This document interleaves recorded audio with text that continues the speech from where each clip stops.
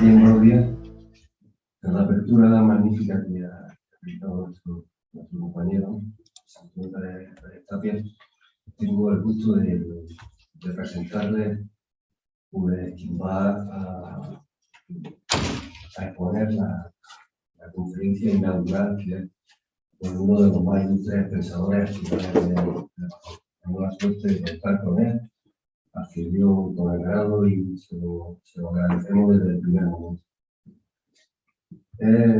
Fernando Rodríguez de la Flor es catedrático de Literatura Española en la Universidad de Salamanca. Es académico de la Real Academia de Bellas Artes de San Fernando. En fin, su obra, que son muchas, sobre el barroco, son un tipo de interpretaciones filosóficas sobre esta visión del mundo, esta ontología que es el barroco, e incursiones en el mundo literario y artístico que lo envuelve. Se caracterizan, a mi juicio, por su gran profundidad, ¿no? su rigurosidad y también creatividad, ¿no? Porque quizás sea imposible penetrar penetrar en el barroco, interpretarlo sin situarse en él, de manera que se lo recree, ¿no? Se lo ponga en obra por su propio procedimiento, ¿no?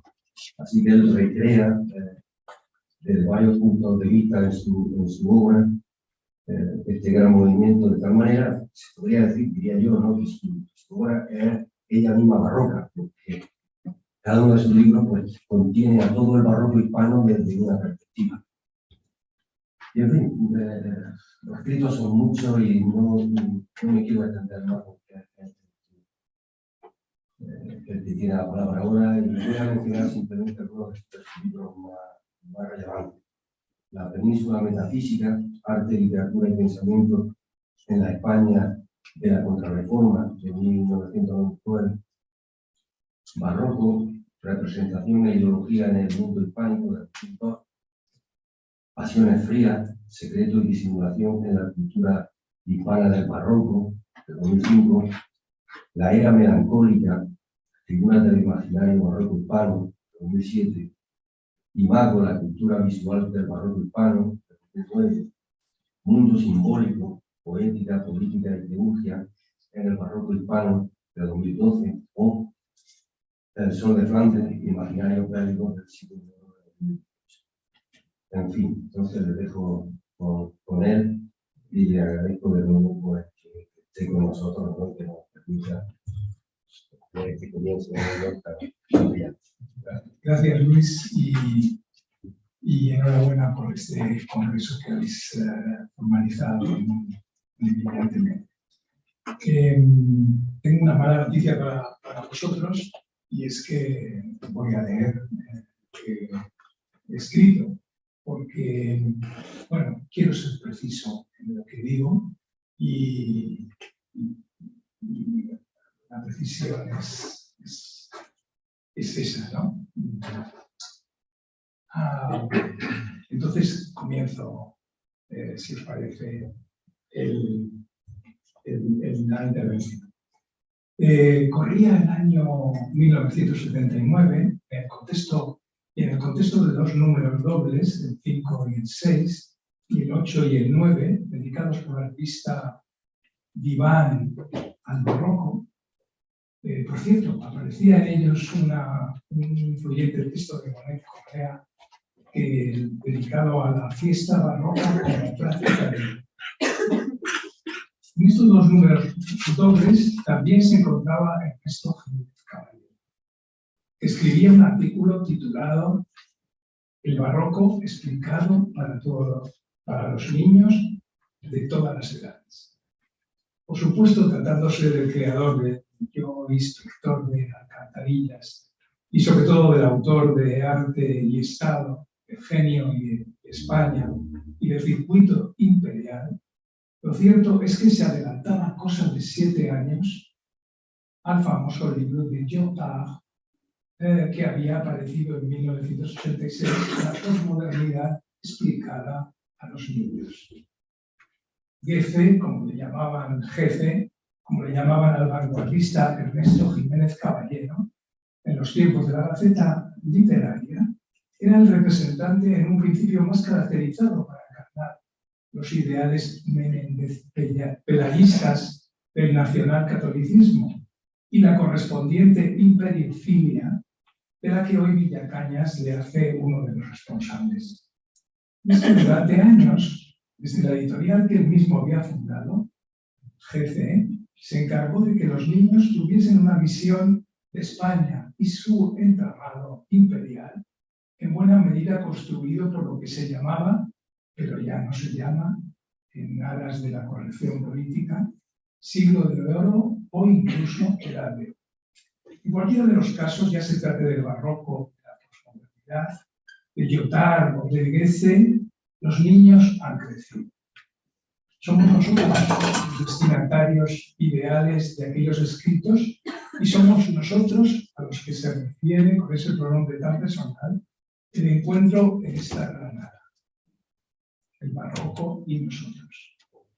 Lo que quiere decir que una formación histórica lejana, extraña y un sistema estético antropológico contacta con nosotros, con nuestros desvelos de eruditos académicos, o en ciernes de serlo, ¿no?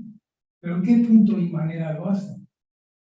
Ese es el enigma al que dedicaré mi reflexión. Desde esta perspectiva nos preguntaremos por el destino que ha tenido ante nosotros el barroco. Lo haré en tanto que españoles, es decir, habitantes en el pasado de una que pudo con propiedad ser llamada península metafísica. Y en cierto modo, porque la historia misma, como quiere Lisinski, debe ser pensada a partir del locus específico desde el cual cada uno está hablando.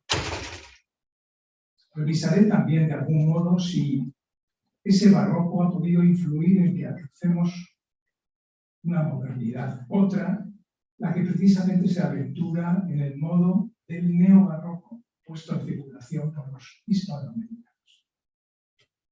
Aunque es sabido por todos que en la situación de la fracturada España hay regiones y multitud de personas en ella que no comparten lo que José Antonio Primo de Rivera llamaba unidad de destino en lo universal. Contenía una expresa referencia a la época de los Austrias, a lo que se llamó el austracismo, asunto este que es una herencia que se intentó revitalizar en los 40 largos años del franquismo.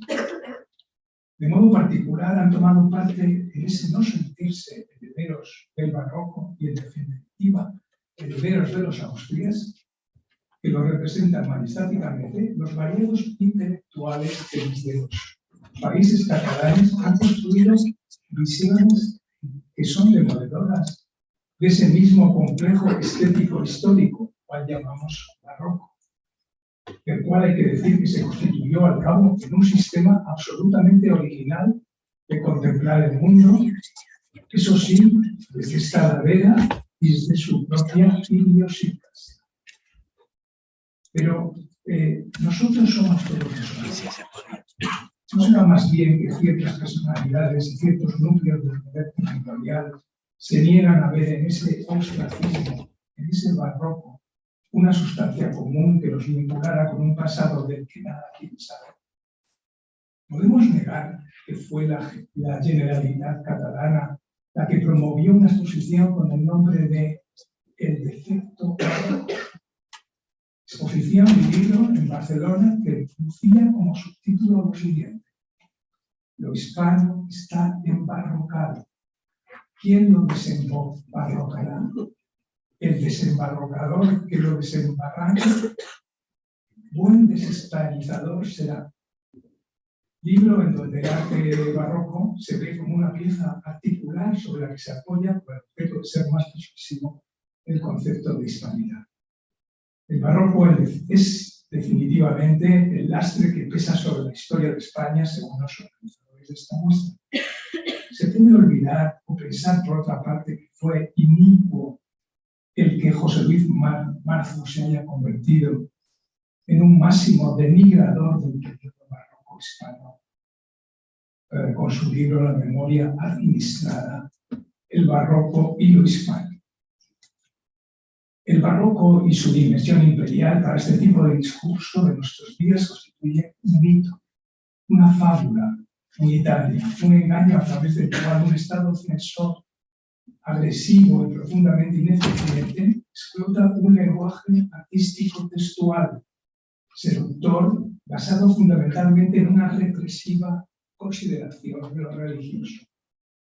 A través de este lenguaje espiritado y místico es como logra el consentimiento de los colonizados y de todo el mundo que se haya sentido fascinado por su nivel de persuasión y por su retórica, la cual justo en este momento histórico marcado por el ahora comienza a despertarse debido a la acción de sus artistas y estudiosos decolonizadores.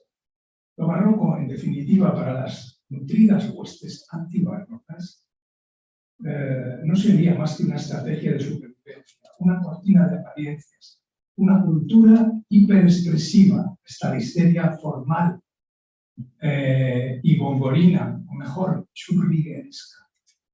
Un cenotafio al estilo de lanzado en Sevilla por Felipe II, donde pudiera leerse aquella sentencia que dice: de él fuese y no hubo nada. También un retablo de las maravillas, para aludir de nuevo al gran Cervantes. Cultura, la barroca, que por detrás ostenta las mayores grados de explotación, violencia y corrupción que un sistema político y su desenvolvimiento de la historia hayan ostentado. La propia lengua castellana, en su máximo momento de excelencia, estaría contaminada. Lleva de sí un sentimiento de violencia y censura, un amor al disparate metafísico, según Bergamin.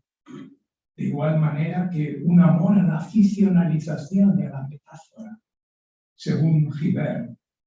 Gracián, en tanto que máximo teórico del nuevo estilo conceptista, cae bajo esta desautorización de lo barroco. Son las heladas naderías barrocas, las inconveniencias semántico-metafóricas de Gracián, que fuera de este modo desautorizado por quien pasa por ser el máximo escritor de nuestros días en lengua castellana, Borges, que escribe sobre Gracián. A las claras estrellas orientales que palidecen en la vasta aurora, apodó con palabra pecadora gallinas de los campos celestiales. A todo lo cual ahora se añade la posibilidad de ser una lengua no inclusiva, es decir, que deja fuera a los marginados y especialmente a las mujeres.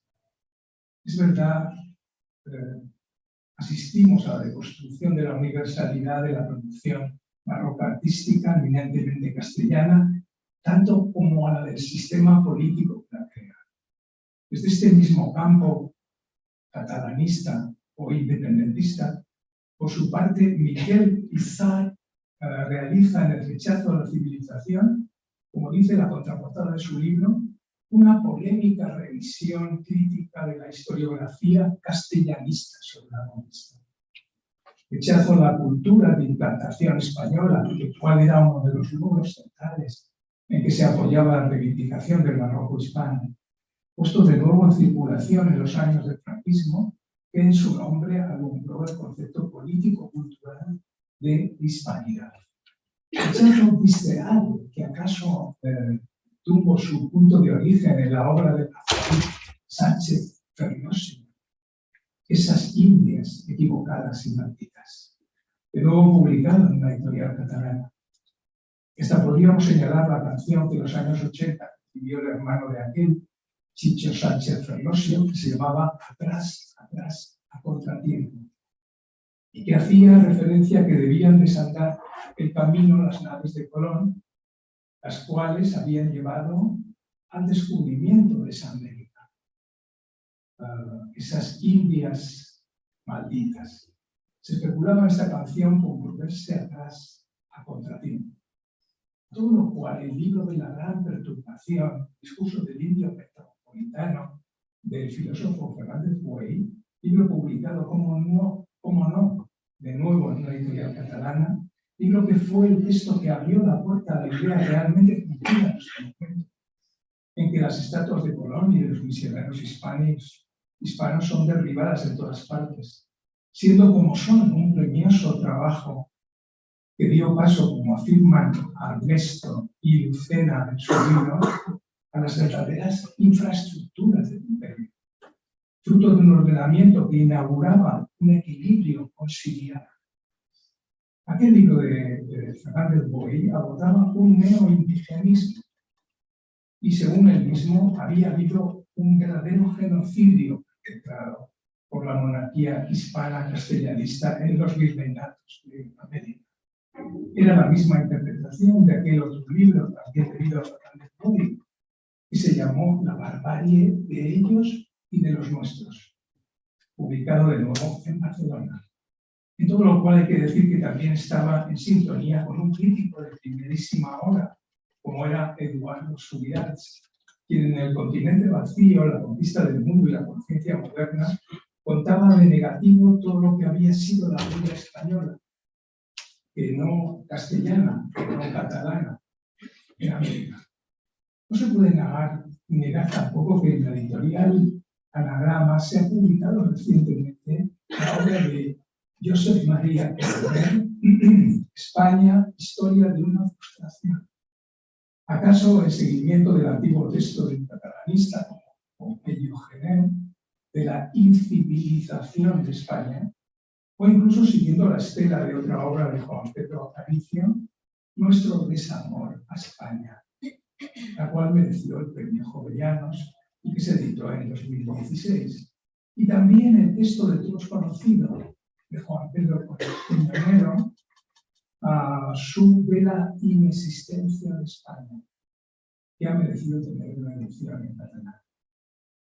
Desde el otro lado del espectro independentista, es decir, desde el País Vasco, se ha escrito lo que pasa por ser el mayor ataque a esa piedra lírica, como le llamaba Ortega y Gasset, que es el Escorial, sobre todo el de Felipe IV, quien construyó la célebre capilla sepulcral de los reyes de España. Se trata de un libro declaratorio contra todo pasado español o españolista, que se titula El Escorial, Imperio y Estopa, de David Bestuén, libro el cual sigue fielmente en este tipo de visión lúgubre de la historia de España, los pasos de un hijo de la Ilustración, un liberal como lo fue José Manuel Quintana, en su poema Al Panteón del Escorial, plagado de tonos efectistas.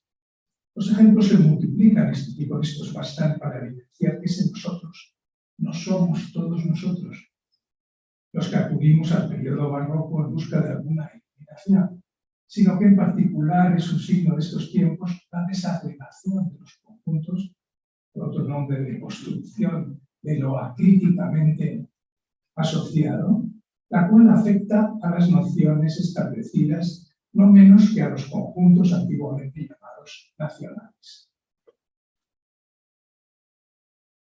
El yo fracturado entre el Quijote y Donoso Guijarro Bueno representa una frontera que tiene dos momentos, el de su locura y el de la curación de esta, todo lo cual suministra un buen ejemplo ficcional en el barroco de lo que es una desagregación, disgregación, y en efecto así se llamó un libro publicado en el Círculo de Bellas Artes, El yo fracturado del Quijote. Por todas partes crece ese sentimiento de no poder decir nosotros. El pasado no es nuestro y en torno a ello hay graves disensiones, aparte de lo que establece la edad de cada cual y el grado de su peso y de su emergencia en el mundo académico, que para los efectos es el único que cuenta para las distintas disciplinas que abordan la cuestión de un barroco. A esto hay que añadir la poderosa razón de la región del mundo que se ocupe y cuáles son sus referencias prioritarias. Pero antes es preciso advertir que en tantos españoles, además se viene a unir algo que debe considerarse a la hora de concebir una historia de la monarquía española austríaca y de toda estética conceptual en sus siglos barrocos. y lo que ha sido su posterior destino, naturalmente. Podríamos decir, recordando al gran Arban, los modos en que su pasado se hace presente, o en la acreditada manera de una resurgencia. Sucede un hecho difícilmente ocultable. Los llamados hispanistas de todas las disciplinas posibles aparecen instalados en tales fisuras de la historia española. Y el barroco ofrece una de ellas, acaso la más importante. Estas se inauguran por los largos siglos de la decadencia barroca, según Cánovas del Castillo, o el propio Vicent Vives, siguiendo a Pierre Vilar, que creía que la decadencia era debida a las manos muertas, a la vagancia y a la ineptitud del pueblo en el gobierno, seguida por el pueblo español de un desprecio hacia la dura realidad de la vida económica. Fisuras de la historia española, bien se trate del mundo caduco de Quevedo, según Lucián, que continúa en el desastre que fue el reinado de Carlos II, seguido de la existencia de una ilustración española a toda vista insuficiente y efímera, origen de una brusca caída en lo impolítico mismo a lo largo del siglo XIX, para llegar a la guerra civil y a los 40 años largos que le siguieron. Todas estas quiebras de la historia nacional, empezando por el barroco, son especialistas los integrantes de eso que se ha venido llamando hispanistas y antes hispanizantes.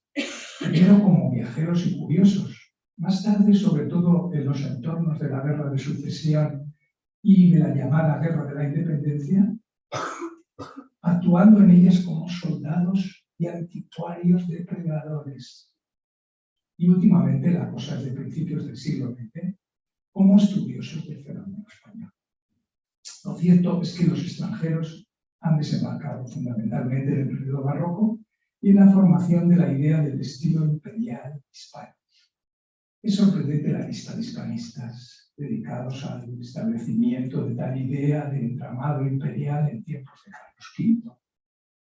Harry, Merriman, Schaffer, Brandy, Braudel, Batallón, Königsberg, seguidos estos por una playa de hispanistas, los cuales consideran que ha habido una separación gradual de la España de los Habsburgo y de la corriente principal del desarrollo intelectual y cívico europeo.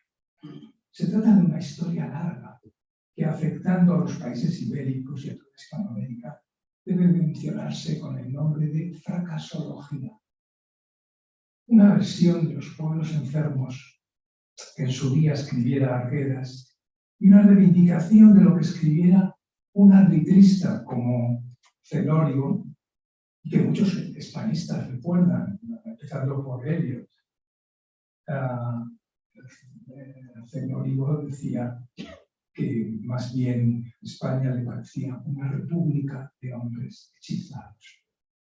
El caso es que las sociedades hispanas no habrían alcanzado los estándares consagrados de modernidad, en razón misma de que sus críticos han considerado la conquista de dominios exclusivamente desde una óptica evangelizadora y de la conquista militar, haciendo caso omiso a que todo triunfo fundacional está precedido por un momento tecnológico y científico, del que empiezan a dar cuenta un empirical turn.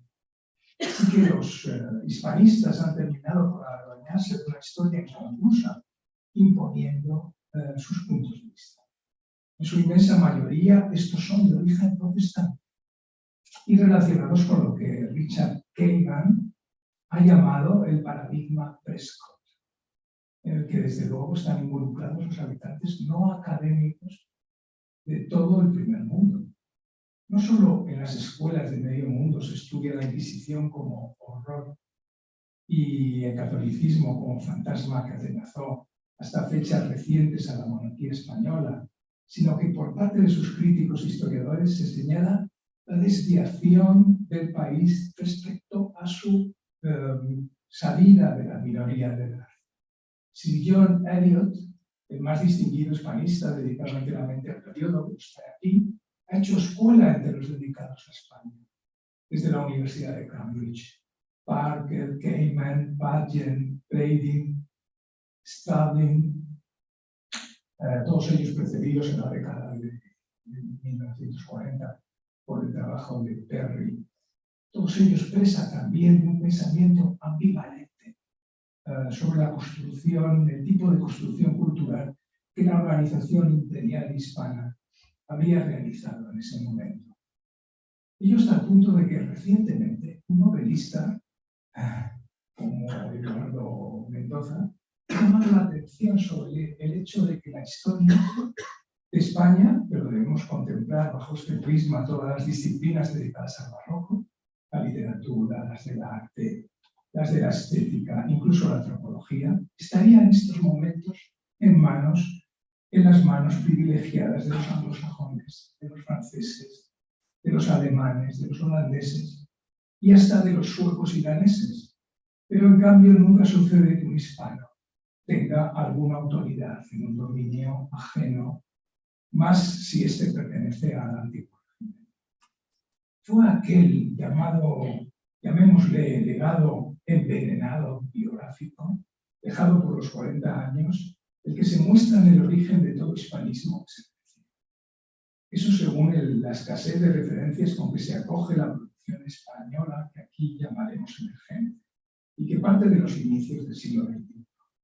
Es un legado mostrenco, el del intento nacionalizador exaltativo que practicó el franquismo, al que los hispanistas se acogen como un clavo ardiendo para ofrecer y construir un sentido negativo, una lectura a lo que sucede o a lo que sucedió y en buena medida hasta lo que sucederá. Higgs y demás. Recientemente Kershaw ha dicho en una entrevista en El País. Kershaw, España vive con Franco en un pasado que no morirá. No cabe duda, el conjunto de libros publicados bajo la dictadura de Franco hasta 1975, que aparece el libro de José Antonio Maravall, ofrece a los hispanistas una ventana de posibilidades inéditas y fantásticas sobre la denegación del pasado nacional, construido durante 40 años. Particularmente los que se han llamado, desde hace años se dedican a la historia del arte. Jonathan Brown le ha llamado a esto un punto de entrada. Y ese es el momento en que los estudiosos foráneos aprovechan para introducirse a los dispositivos de custodia del legado patrimonial español. Fue y es el instante también en que los más avisados de entre ellos se mueven como agentes de una apertura cultural de España en épocas post-transicionales, denominando a lo que fue antigua península metafísica como un verdadero laboratorio de modernidad. Intervención que se muestra capaz de arrastrar al arte español y en general al hispanoamericano, considerado en su materialidad literaria hacia las esferas internacionalizadas de las casas de subastas, de los museos y las galerías. Todas ellas presentes, naturalmente, fuera de la una institución como la Hispanic Society de Nueva York revela el saqueo producido en la península, con sus 200.000 manuscritos españoles, la inmensa mayoría de ellos provenientes de Marruecos.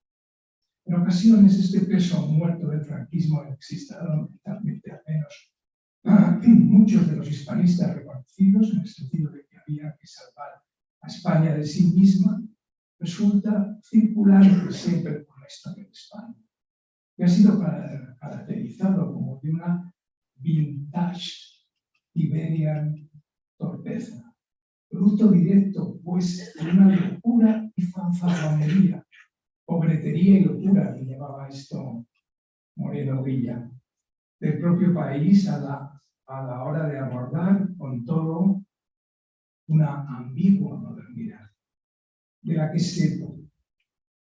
que se hacen tributarios para muchos hispanistas los más caracterizados de sus personajes, fundamentalmente Ortega, Castro, Zambrano, que son los que se han preguntado por ser. Luego el problema de España y en particular por el quiebro barroco austracista de su cultura. La exaltación nacional católica, católicos antes que ciudadanos, como decían, imperial de los siglos XVI y XVII, en verdad ha resultado al final excesiva y un algo risible, además de que se ha venido produciendo desde los años 30 hasta finales de los 60, con gran carga de sentimentalidad y evidente falta de objetividad.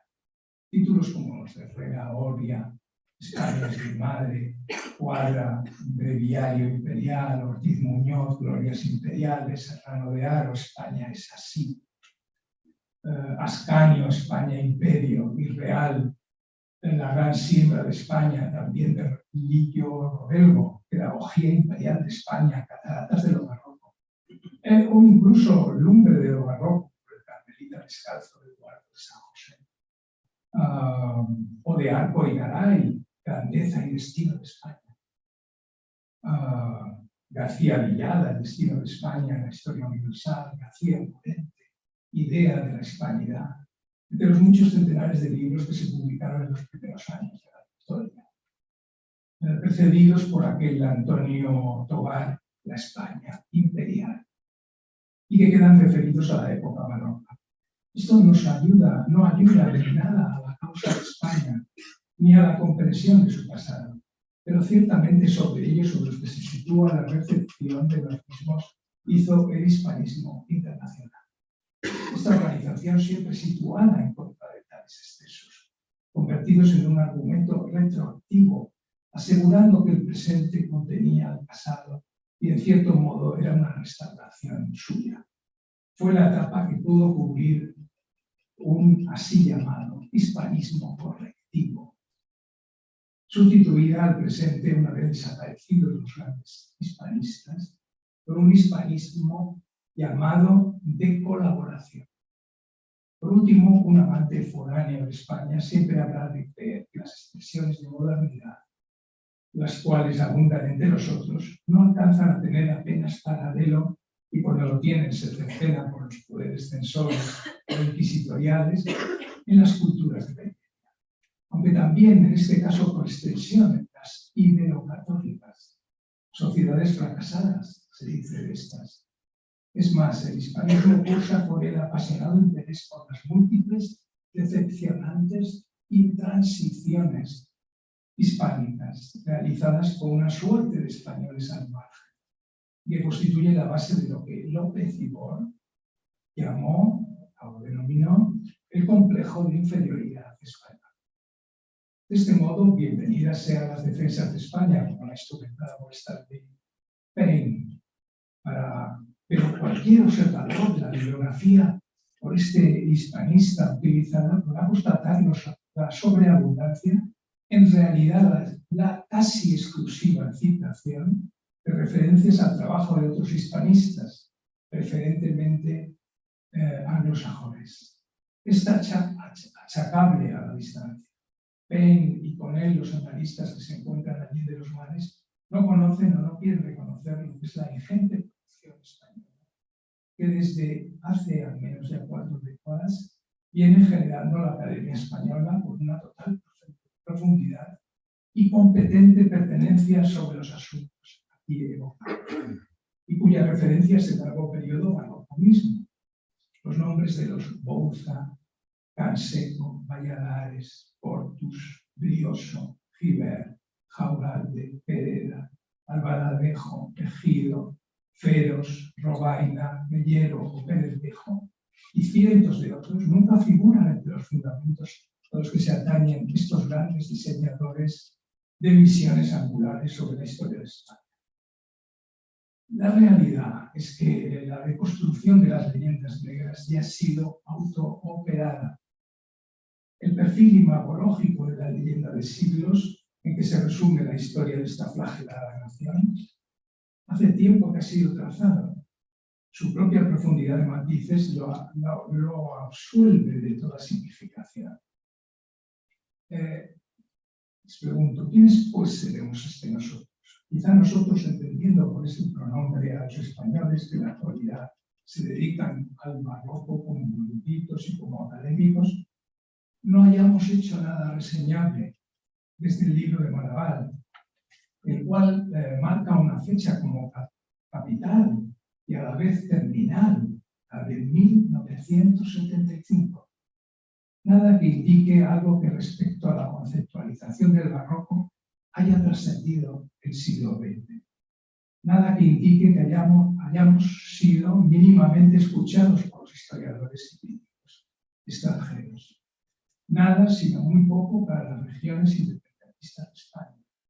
Y en el aspecto de teoría del barroco, y algo más, en la propia historia cultural, en el modo nostro de conducir en el pasado la historia.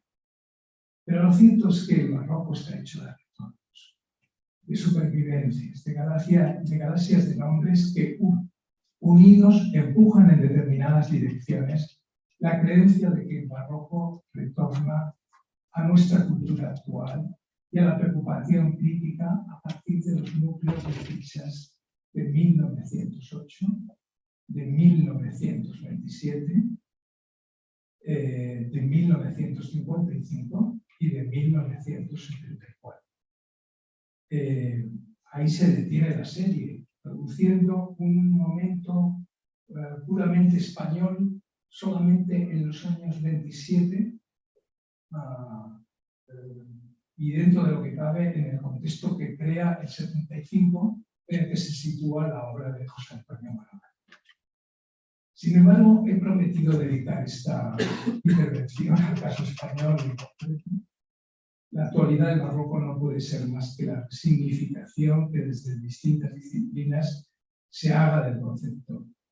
¿Qué observar sobre saberes académicos puramente españoles que se ocupan del barroco? Lo primero de ellos, que hay que reflexionar en ellos, es que a pesar de la existencia de equipos que se dedican al periodo en los planos interdisciplinares, las propias dimensiones de lo que fue un imperio con múltiples aristas hacen que las distintas disciplinas estén aisladas. Entre ellas no existen vocabularios comunes y no hay apenas integración de las mismas. Los distintos campos académicos que se ocupan del barroco frente a la tarea ingente que tiene por delante, al no existir un siglo, el XIX, que haya introducido positividad en los distintos estudios, están vueltas a sus propios dilemas y cavilaciones. Pero ¿cuál ha sido y en qué ha consistido el acercamiento del barroco desde las distintas disciplinas españolas emergentes en el siglo XXI? El barroco ante nosotros es histórico, es político, es ideológico, es filosófico, es estético, es económico, es filológico y hasta jurídico, pero ha carecido siempre de esa unidad que le haría más poderoso, a carecer de nombres que le den esa gran visión. Comencemos con las distintas disciplinas que se hacen cargo de la historia y que están en estos momentos viviendo una gran recuperación. El de la misma historia es el discurso más actualizado y el que ha logrado un mayor número de libros importantes. Por un lado, se vive la emergencia de las grandes figuras, como la de Felipe IV.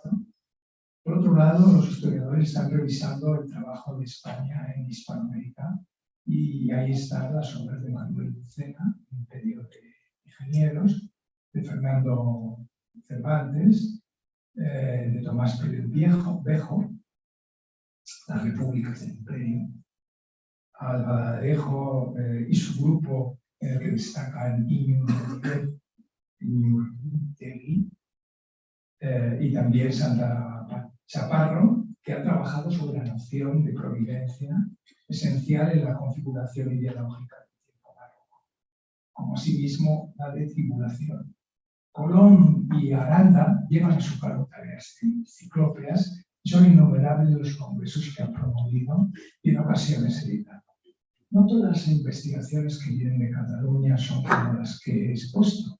Hay que destacar el trabajo de Xavier Gil, La fábrica de la monarquía, de García Cárcel. En cuanto a Bouza, aparte de sus libros sobre los libros del siglo de oro, dirige la revista Estudia Histórica, historia moderna, que quizás sea el más autorizado entre todos los ámbitos académicos que se ocupan de la edad moderna. Está también Martínez Millán, con sus estudios sobre las cortes de los Habsburgo y otros de los que me olvido en este momento. Arte y estética. Para continuar con la historia del arte, donde el interés por el barroco se originó, esta se encuentra en una fase de reestructuración de sus contenidos tradicionales. Por una parte se encarga de los oriundos, aquellos cuya producción tiene como objeto las corporaciones y los gobernantes. Por otro lado, se estudia las grandes figuras del barroco español de la plástica, con una cierta dosis de satisfacción por el desconocimiento del resto del mundo de las figuras secundarias. Se observa en la actualidad una preponderancia de las nuevas herramientas actuales que en el caso de las ciudades permiten una reconstrucción virtual de sus edificios emblemáticos y perdidos, ellos provenientes de su mayoría del barroco. Víctor Mínguez y el grupo nucleado en torno a la revista Protestas, que revisa aspectos en los que se vinculan simbolismo y poder real. Entre ellos está Luis Vives, que ha producido textos sobre las vanitas. Víctor Mínguez viene ofreciendo unos libros que articulan la posición barroca hispana en Europa, como por ejemplo su libro dedicado a Lepanto. No solo eso, sino que las fiestas y actividades públicas en la corona en América han sido objeto de varios libros. Son infinidad los estudios dedicados al arte desde universidades y centros de cultura como el Museo del Prado, que sintetizan la obra de Portus, Benito, José Riello y también Carrete Parrondo, que está sacando toda una serie de grabados españoles del 17. Incluso es emergente la de españoles en la Academia Americana, como Felipe Pereda. También aquí en Granada, los descendientes de Emilio Orozco, que tanto hizo por el barroco en la búsqueda de una auténtica interdisciplinariedad, la cual le llevó a hablar de los bodegones de Sánchez Cotán, él, que era un filólogo, como de la poesía de la Edad de Oro en sus temas barrocos, y algo más en su mística, plástica y barroco. Recordamos por su interés la obra y muy adecuada al fondo de este encuentro, Lección permanente del barroco español. Lara Garrido, continuador de la obra de este último, no solamente como editor de aquel, sino también en el sentido de que poesía y visualidad están unidos en sus trabajos. El incansable Fernando Marías, quien después de una vida dedicada al Renacimiento español, lleva años desembarcando en el 17 y como resultado ha editado el Atlas del Ritmo. Y Juan Antonio Ramírez, estudiando con plena competencia los orígenes de la arquitectura jesuita. Rafael Maíquez y el Grupo de Valencia, que siguen la línea inaugurada por Santiago Sebastián. En fin, son incontables las personalidades académicas españolas que se concentran en estos momentos sobre el barroco plástico, desde el punto de vista de la plástica, y sería muy difícil dar cuenta de ellas. Merece la pena destacar instituciones o fundaciones dedicadas a la pintura barroca, como la Fundación Abengoa, Focus Abengoa, en Sevilla, con su pretensión de convertir a la ciudad en un foro barroco, lo cual estaba escrito en su estilo. En los últimos tiempos se ha desarrollado una política estatal respecto al barroco que trata de vincular modernidad, espacio del arte y monarquía constitucional de Juan Carlos I y de Felipe VI. Pretendiendo dar una imagen culturalista de España, lo cual ha concluido, lo han visto todos ustedes, con todos los representantes de la OTAN saliendo en una fotografía oficial frente a las meninas. En el caso de las grandes exposiciones, primero fue el pintor del rey, Felipe IV, Velázquez, un evento multitudinario que organizó el Prado en el año 90. Las otras meninas en la Fundación Telefónica de Madrid, barrocos y neobarrocos, el infierno de lo bello en 2006, que se organizó en Salamanca pretendiendo unir la capitalidad cultural europea con la celebración de la 15ª Cumbre Iberoamericana. Al paso que se hacía un guiño a los neobarrocos, que era una institución, una intuición de los hispanos de nuestro lado. Andalucía barroca, que enuncia en palabras del presidente del PSOE el reconocimiento de que uno de los fundamentos de la identidad hispana fue el barroco. Y finalmente, The Sacred Río, la exposición de Cristos Sangrantes, realizada a la limón por la National Gallery de Washington y de Londres y el apoyo del Ministerio de Cultura español en 2009. En cuanto a la filosofía, el núcleo vertebrado por Villacañas, que ha producido y escrito sobre Letos Barroco, para desestimarlo un poco, pues ellos se entienden como hijos de la Ilustración y de la reconstrucción de los grandes relatos que están ocupados en desmontar mitos. Lo que atañe al discurso filosófico literario son los Lucy Glucksmann, los Calabres, los Anchetti, que tienen todas sus obras situadas en el otro siglo, los que definen el espacio de juego y las reglas terminológicas. A su lado palidecen los Perea, los Jarauta, que tenemos aquí. Vengo de una ciudad en donde hay una exposición sobre el barroco. Las paredes de la misma aparecen rotuladas con las frases de Benjamin, Tapie, Bottineau y otros críticos extranjeros. A su lado solo un oculto, José Antonio Maravall, figura en esta exposición. Pero ni siquiera podemos pensar que Maravall sea un escritor, un filósofo. Al contrario, se trata de un historiador y por lo tanto su propia brillantez discursiva queda a la sombra frente a los definidores de conceptos. Filósofos, los de la estética, como Pedro Aullón de Haro, el cual hizo una brillante exposición sobre el barroco, aunque estuviera demasiado influida por Eugenio Cruz. Ayala Martínez, cerrado en torno a Zaragoza, y la figura de Gracián, y Ernesto Baltar, que ha producido últimamente un libro interesante, Elena del Río, que ha generado unos interesantes textos sobre el pensamiento barroco. Últimamente la Academia Española está muy interesada en producir una aproximación entre el mundo del barroco y nuestro momento actual. ¿Han leído el libro de Norbert Bilbeny, de catedrático de ética de la Universidad de Barcelona? Yo sí, desgraciadamente.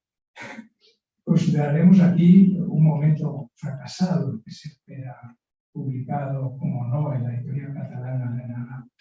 Se trata de un libro, La moral barroca, terminado con sus ataques a la derecha española y a la fácil vinculación de Franco II, en donde se trata de salvar a Cervantes, cuando en realidad hubo 25.000 escritores en el periodo áureo. Libro que contiene acertos como los siguientes. La Hispania, este modo de llamar España a España, llamar a España, Hispania, ¿qué les parece? Hay algo que pensar sobre eso. La España del 17 fue un país que se diría convulso y calamitoso. La moral del siglo español le parece a Bilbeny supersticiosa, individualista, patriarcalista, autoritaria, intolerante, servilista, elitista, clasista, racista, colonialista y, desde luego, machista. Otros son los planteamientos de estética discursiva de José Luis Brea, con nuevas estrategias alegóricas y su barroco después del barroco. Jarauta, que es reconocido su agrafismo, por su parte ha colaborado con Lucy Glucksmann en los cuadernos del Círculo de Bellas Artes. También el Círculo de Granada con Pérez Tapias, con Luis Sáez y de la Higuera, Javier de la Higuera, y sus distintos equipos de investigación tratan de aproximar un sujeto barroco a la era actual, y es a quienes debemos este encuentro en Granada bajo el concepto de lo barroco. Del mismo José María González García del CSIC, ocupado en las metáforas del poder barroco. Quizá, en cuanto a la historia de la literatura, sea el aspecto de la edición de textos la más clara muestra de que las cosas avanzan para la Academia Española. El huracán de literatura que se vivió entonces tienen hoy a Pedro Ruiz, a Luis Canseco, que está editando las Crónicas Guerreras, y antes ha salido el editor del Teatro de Cervantes, Víctor Infantes, que dedicó su vida a editar correctamente los clásicos del Renacimiento y del Barroco, Rico, que dirige, aparte de las publicaciones de la Academia, el Centro de la Edición de Clásicos, Antonio Ramajo, que acaba de publicar un libro maestro sobre la presencia de la clasicidad en los poetas áureos, centrados en Baltasar Gracián o Emilio Blanco, que dirige la revista Conceptos, Hidalgo Serna, a quien se debe el pensamiento ingenioso de Baltasar Gracián. Otros estudiosos de la obra de Gracián son el grupo nucleado a través de Miguel Ángel Granada, que incluso habla de una modernidad. Y el grupo vertebrado alrededor de la Universidad de Granada, del que aquí tenemos una muestra. Sin embargo, como afirma Perniola en su edición de La Agudeza, entre nosotros y Gracián se levanta una barrera infranqueable, pues la segunda mitad del 700 ha cancelado el sentido de las nociones seiscientistas. García Santo Tomás, que viene promoviendo con sus ediciones y libros una visión del barroco vuelto a lo moderno, en cuanto que ella es una de las sociedades que promueve la novedad, el novum, y que donde el tráfico de mercancías atajaba la dimensión que podíamos llamar moderna. Igual que María José del Río, con su gran obra sobre el Madrid barroco, también Martín Estudillo, actualmente, quien desde la Academia Americana se interna con la poesía española actual y sus posibles conexiones barrocas. Rafa Bonilla, desde Córdoba, uno de los numerosos centros que en Andalucía se ocupan del barroco, ofrece ediciones inmejorables de los clásicos más desconocidos del Perú. En esta situación, apresuradamente y sin muchos matices delineada, porque estoy terminando, solamente unos cuantos nombres de españoles emergentes escapan a la cárcel de las disciplinas. ¿Acaso Jiménez Lozano, Benito Pellegrín, García Giver? Entre ellos, Pedro G. Romero, a quien se le debe un valioso estudio sobre la iconoclastia que se realizó en la Guerra Civil, fundamentalmente con la pintura y la escultura de los siglos XVI y XVII del barroco, y quien últimamente ha puesto a Murillo de nuevo en circulación bajo el marchamo de aplicación Murillo, materialismo, cáritas, populismo. Sin embargo, hay algo que nos separa del barroco histórico, que hace imposible cualquier acercamiento. Es el pensamiento metafísico de los místicos y de quienes les siguieron, incluyendo el pueblo teólogo, como decía Calderón.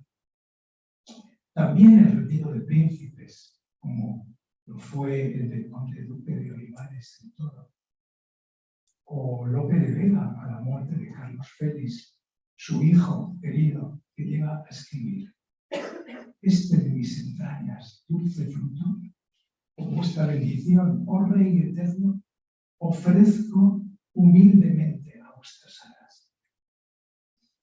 Para no hablar de los sacramentos y de la historia de las órdenes religiosas sobre el peso que España tuvo en el estoicismo.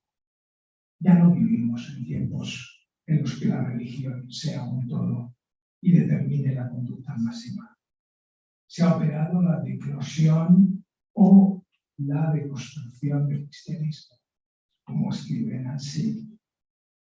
No podemos entender fenómenos como el de la tribulación, la providencia, el obrar bien con vistas al cielo, el silencio cartujano, la restricción mentis, la contrición, la atrición, el etos de la obediencia, la bulia, la latría, es el barroco de la debilidad, como le llaman algunos.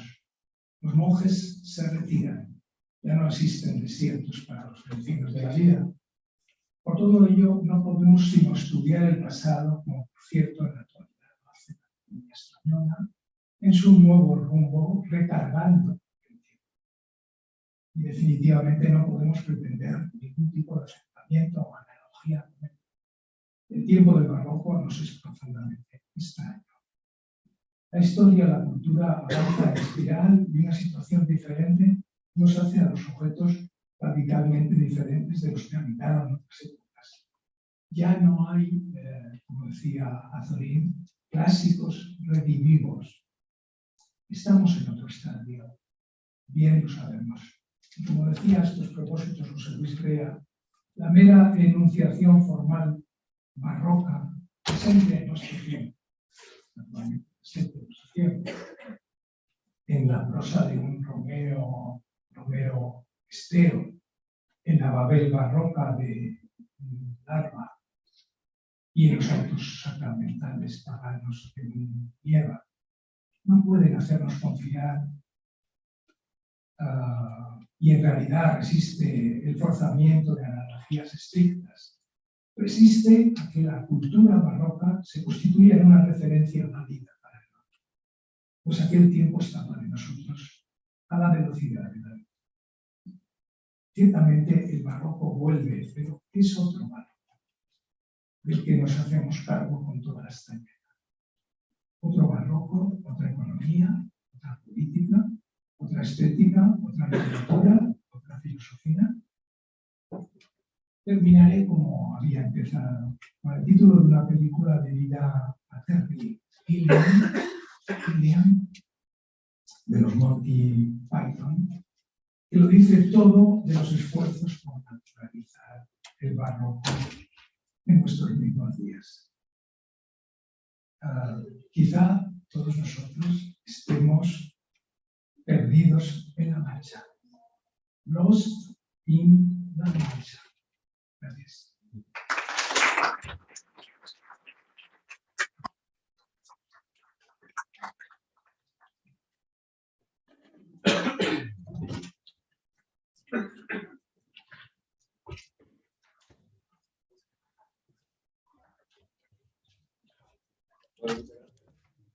Muchas gracias, Fernando, por esta impresionante conferencia, ¿no? Que yo creo que nos sitúa desde el comienzo ante un elemento que pertenece a la problemática misma del barroco, pues carácter polémico, como la propia temática del barroco está vinculada a una visión de pasta, como si procediese de una España comparona, decadente, infernal, colonial, militar, etc. En fin, a mi juicio, pues, ha puesto en claro cómo el problema mismo, ¿no?, es autocontradictorio, tal y como lo abordamos, como se aborda en España, y que eso de nosotros, pues, es también autocontradictorio, lamentable. Y en fin, iniciamos un rato de diálogo a las 10:30. Tenemos tiempo, ¿no? Llegaremos a un descanso.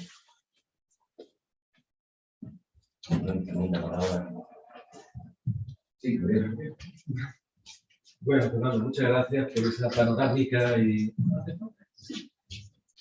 tan completa y por el trabajo que hacer, yo diría, una arqueología de los saberes barrocos actuales, con toda la carga crítica que la arqueología encierra. Pero, claro, a mí me plantea, sobre todo por lo último que subrayaba, ¿no?, de la ruptura y en términos, pues, de una herencia que se ha deconstruido o se ha autodesconstruido, esa referencia a Gauzy que hacía al final, si precisamente eso ha ocurrido, no es lo que nos podría hacer pensar que la ruptura que nos separa del barroco es una ruptura que llevamos dentro y que es nuestra propia, podríamos decir, alteridad, no del todo patente, por supuesto, es algo difícilmente evidenciable, ¿no? Pero que daría cuenta también de que el nosotros indica un problema. Y que si nos planteamos la relación con el barroco es porque es el problema que somos nosotros para nosotros mismos. De modo que ahí no sé si se podría, este esquema de ruptura que me parece muy sugerente, ¿no? Se le podría dar media vuelta más y entender que se trata de una ruptura que nos reconcome por dentro y que nos hace el camino. ¿Qué te parece? No sé qué contestarte.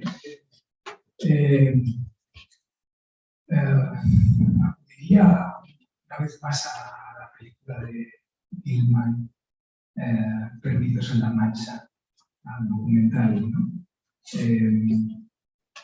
Y en ese documental es una pieza que habla del modo en que fue hecha la película. Todo es un disparate, finalmente. Estoy muy a favor de que las complejidades individuales, personales, se mezclen con las históricas, ¿no? Y no sabría qué contestarte exactamente.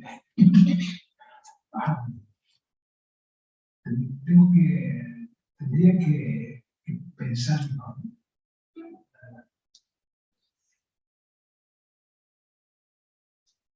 No sé qué contestarte.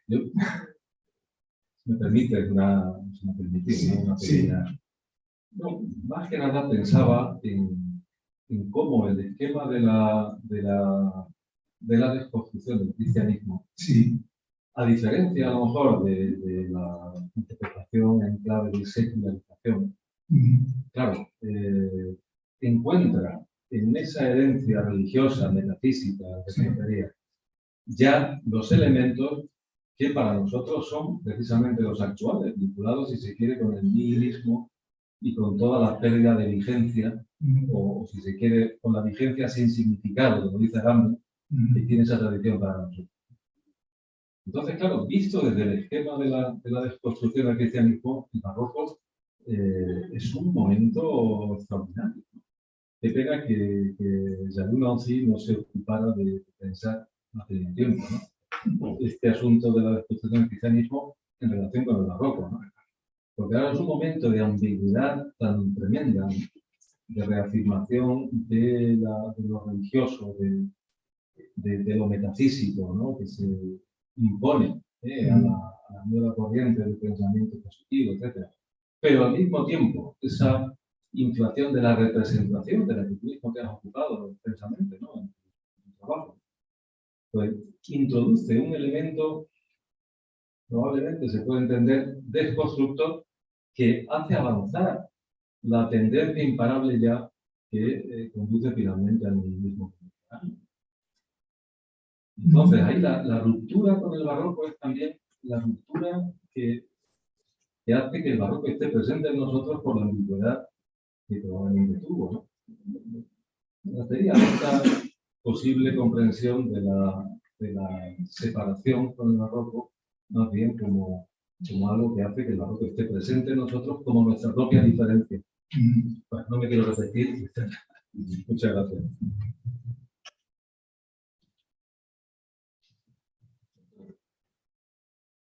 Bien, muchas gracias, Fernando, por este plato fuerte en el menú. Así como el desayuno.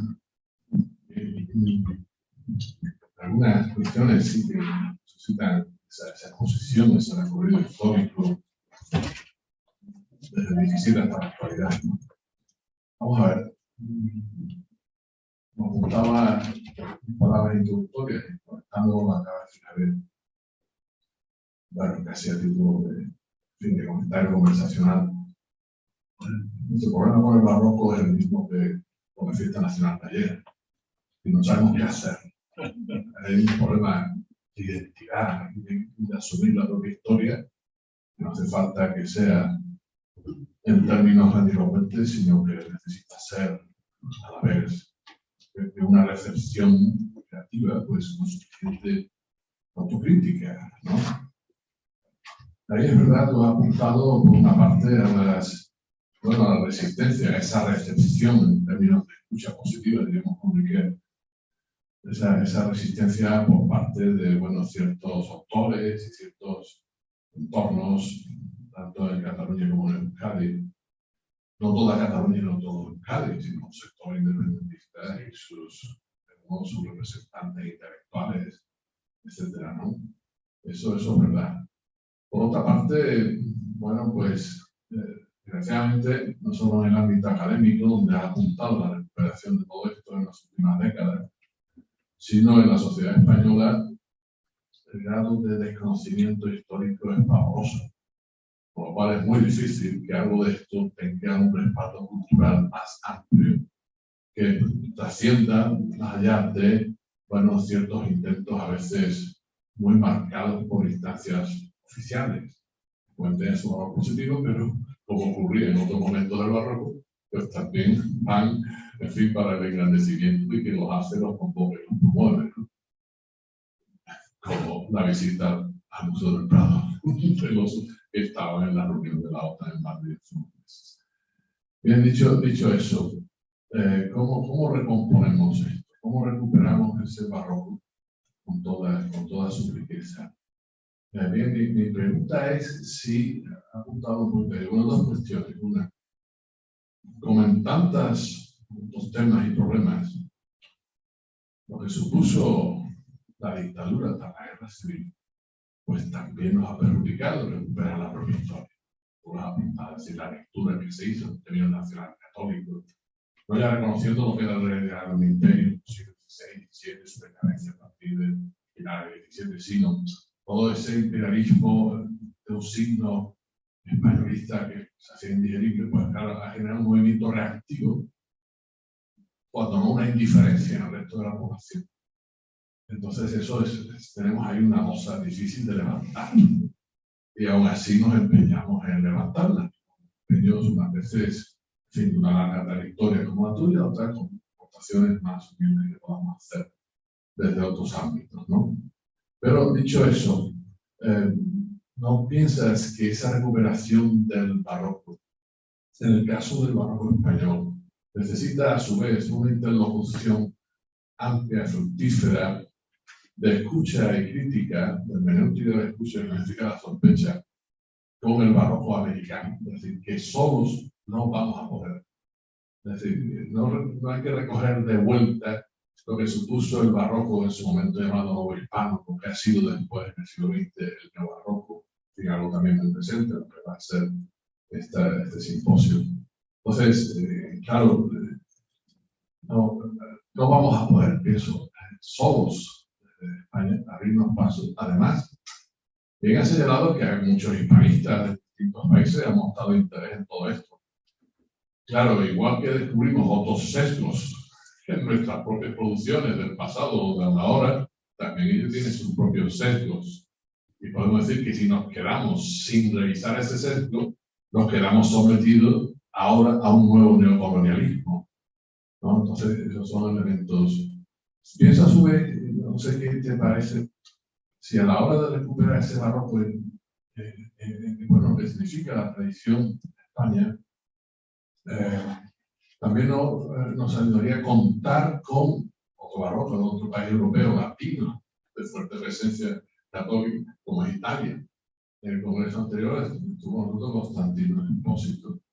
Y bueno, son voces también que en ese caso no pesa sobre ellos una realidad imperial y pueden dar otra visión del barroco. Estas cuestiones necesitan su intervención. Y solo una apostilla, lo que humildemente podamos aportar desde nuestro grupo de Granada, en gran medida se lo debemos al impulso de Pedro Ceres, ¿no? Que los estudios del pensamiento del barroco, no solo de Gracián, pues hombre, yo creo que sí que ha tenido un papel notable, pero nosotros lo debemos mucho. Entonces quería traerlo aquí en este momento casi inaugural. Muchas gracias por tu reflexión. Bueno, yo creo que aquí hacéis un trabajo que abre las fronteras al mundo hispanoamericano, al mundo latino, y en ese sentido, pero hay que pensar que la monarquía austríaca tuvo distintos frentes y tenía una estructura conciliar que se llamó conciliar, y entonces, bueno, estaba Italia, estaban también los Países Bajos, y hay que dar un reflejo de todo esto, ¿no?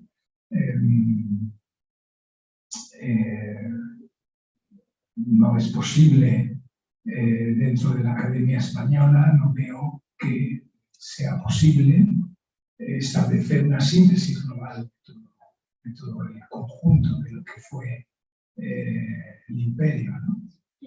Fue un barroco español, ¿no? En buena medida porque pienso que los ejemplos no son,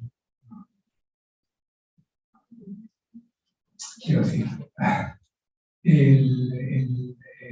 la época de Calderón, por ejemplo, Calderón, Lope de Vega, tienen 1500 obras. Lope de Vega escribió unas 1500 obras, ¿no? Aproximadamente están editadas recientemente, ha sido cosa de pocos años, 100 y pico, ¿no? ¿Qué porcentaje es este? Continuamente estamos describiendo o estamos encontrando escritores nuevos, escritores que hacen papel de barroco y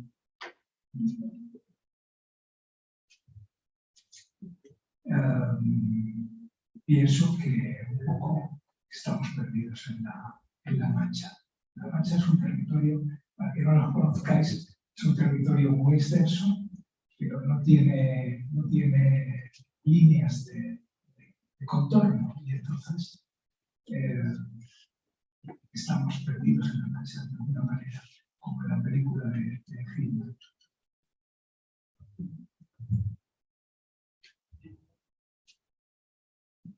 Bueno, si no hay ninguna otra pregunta, a mí me gustaría incidir un poco en lo que ha dicho Javier. Quizás, Sí, porque no se graba y no soy.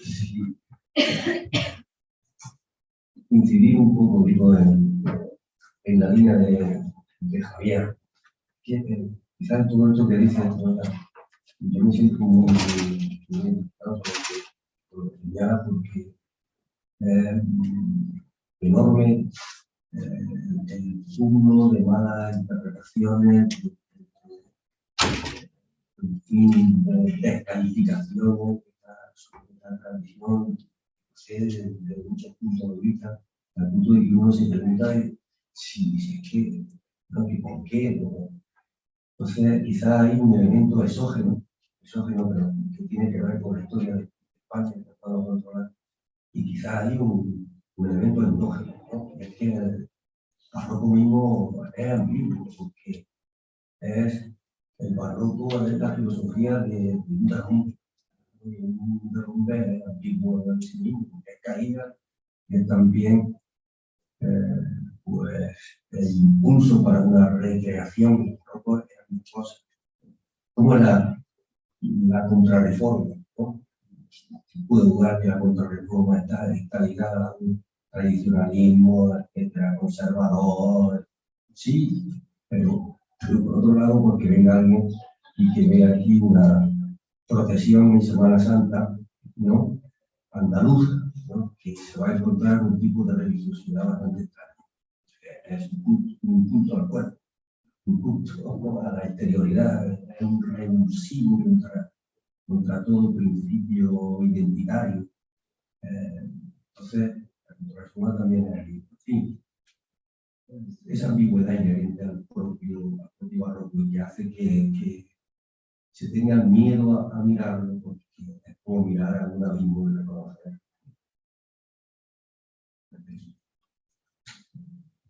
Sí, en efecto, tienes toda la razón, en el sentido de que mirar a una época que además se aleja de nosotros, se aleja de la necesidad de escape, también. Pues entonces resulta vincularla a un momento como el actual es problemático. Yo creo que es problemático. Pero, no obstante, estamos aquí para demostrar que podemos hacerlo y yo creo que debemos hacerlo. Bien, gracias. Pues, si no hay intervención más, Karim. No sé si necesitas. Bueno, muchas gracias. Muchas gracias, Fernando, por esta magnífica conferencia. Todo lo que han expuesto nos demuestra la imposibilidad de recuperar la ilusión de recuperar un barroco integral, ¿no? Lastrado por también las circunstancias, la actualidad, la negatividad que lleva la noción de imperio imperial, ¿no? En esos tiempos, lo religioso. Entonces mi pregunta sería, ¿qué disposición mental, qué forma de pensar del barroco le parece ahora la más valiosa para afrontar la actualidad? Bueno, lo que está haciendo la Academia Española es editar los clásicos, pensar sobre el barroco, revisar la profundidad de los museos, revisar la historia.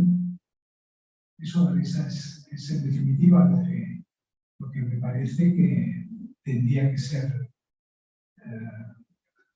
o es lo correcto, ¿no? En ese sentido, lo que está haciendo la Academia Española es revisar, hacerse cargo de la profundidad de lo que tenemos, de lo que ha sido este país, esta España, que en la época de los Austria fue muy poderosa. Y entonces, y es su propio mundo, es la propia dimensión de los 25.000 escritores que existían en España en ese momento, son la profundidad de la pintura, de la escultura, de los talladores del barroco, en fin. Creo que está haciendo la Academia Española, pues es correcto. Ese cargo de una herencia que quizá no puede encargarse de toda ella, ¿no? Decirlo así. Porque además venimos de 40 años de franquismo. Esto no relieve, ¿no? Y claro, hemos tenido. Entonces, recientemente, es muy reciente, es el año 75, desde donde empieza la dimensión de José Antonio Guadalajara, hace el libro de la cultura del barroco, y las cosas cambian a partir de entonces. es a partir de entonces.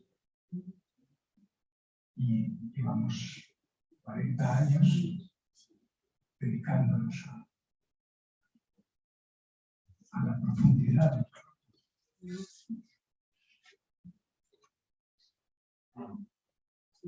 Bueno, si hay intervención, pues entonces hacemos una breve pausa hasta las 11, ¿no? Y que tendremos otra ponencia. La cafetería está ahí abajo para que no lo sepan, bajando la escalera. Gracias.